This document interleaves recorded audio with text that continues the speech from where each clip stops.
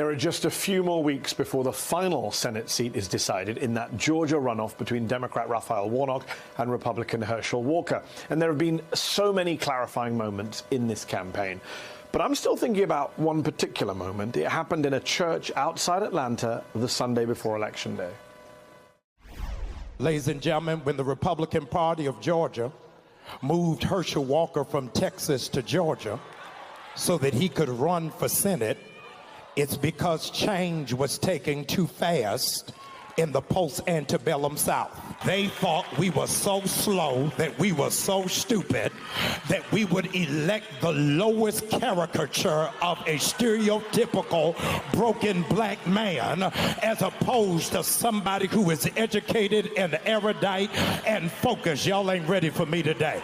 Since Herschel Walker was 16 years old, white men been telling him what to do, telling him what school to go to, where to live, where to eat, where to buy a house, where to run, where to sit down, where to sleep, where to pay for abortions, where to buy a gun. And you think they not gonna tell him how to vote? In 2022, we don't need a walker, we need a runner.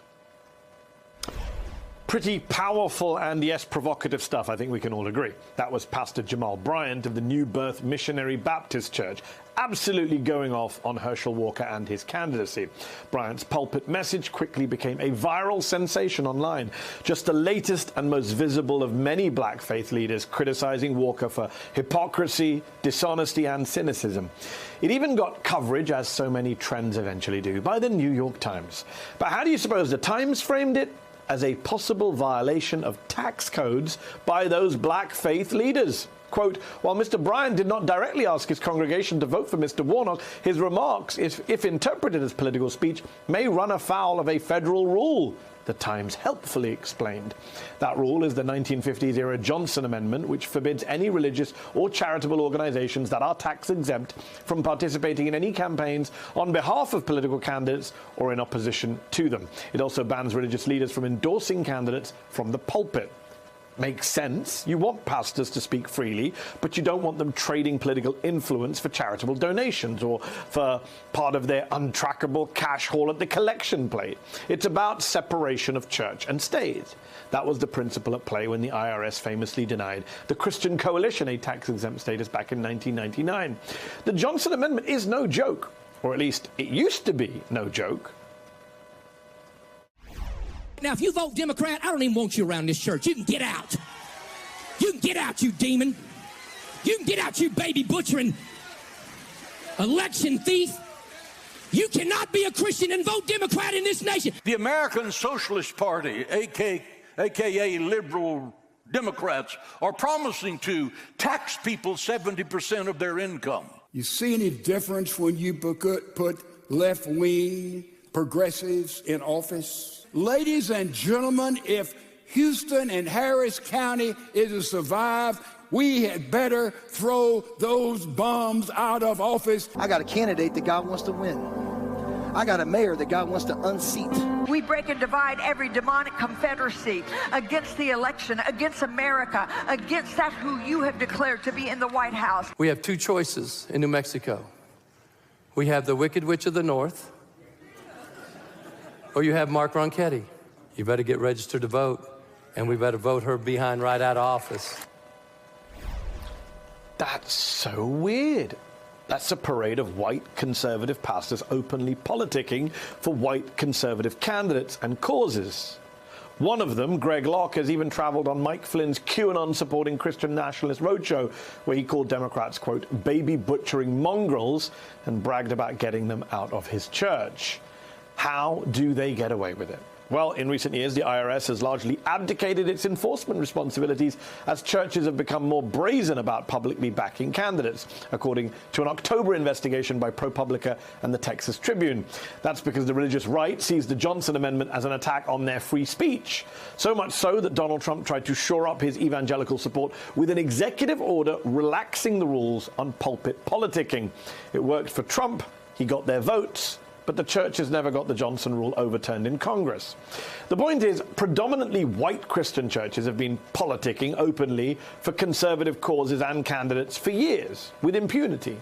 So why would the New York Times criticize black pastors for weighing in on the Senate race in Georgia, the state where Martin Luther King Jr. and many other black church leaders began a long legacy of political activism that marked the entire civil rights era across the South, where black churches continue that era's tradition of getting souls to the polls today?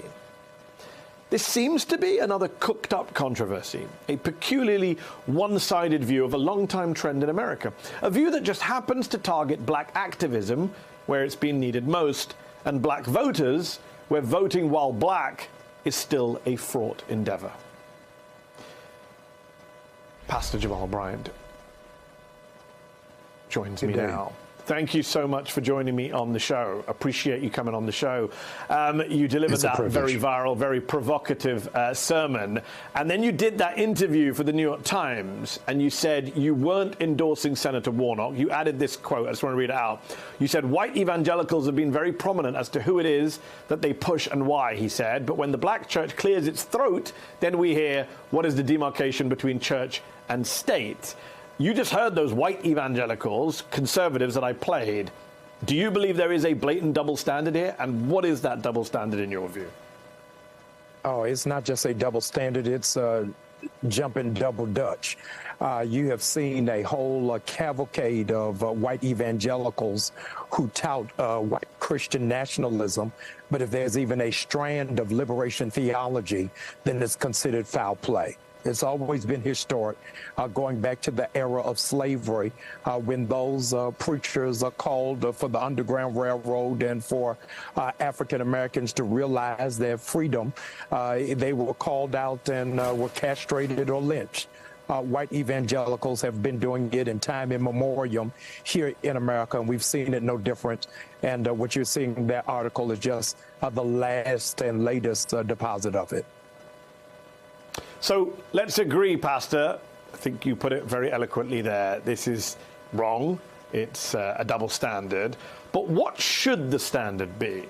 Is Greg Locke saying Democrats are baby-murdering demons just the price of you speaking your truth and staying tax exempt? What do you say to a non-religious progressive who says none of you, whether you're Democrats, Republicans, conservatives, liberals, none of you should have tax exemptions if you're going to do politics from the pulpit? Yeah, I think that what my counterpart said is a whole lot different. What I was doing is an open critique of a public figure and not an endorsement of a candidate.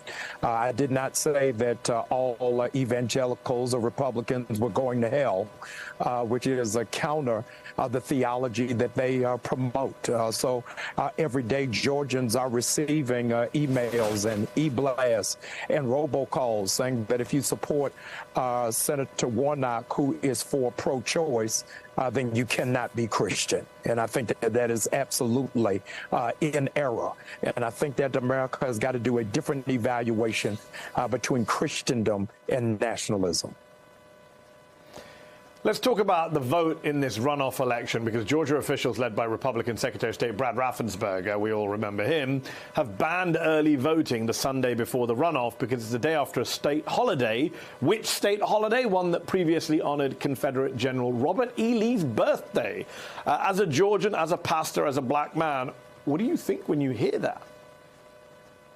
It is in keeping. We have to be clear that HB 202 was passed not because of voter fraud, but because of voter turnout. In the last election cycle, when Senator Warnock was duly elected, it was a higher turnout in Georgia than for the presidential election. And so they came together and conspired amongst themselves. How could they stop it? As a consequence, they made souls to the polls elective. As a consequence, they made it illegal to give water to those who are waiting in line or assistance to those who are physically challenged. That's not for voter fraud, but it is to suppress black, brown, and young voters. But we are really focused that the helm and the heart of America are on the line, and you're getting ready to see on December 6th a voter turnout as Georgians have never seen before. So Senator Raphael Warnock is also a pastor at Ebenezer Baptist Church in Atlanta, the same post once held by Dr. Martin Luther King Jr. And yet Warnock is getting savaged by Herschel Walker, by evangelical conservatives in Georgia and beyond, as an immoral, irresponsible socialist.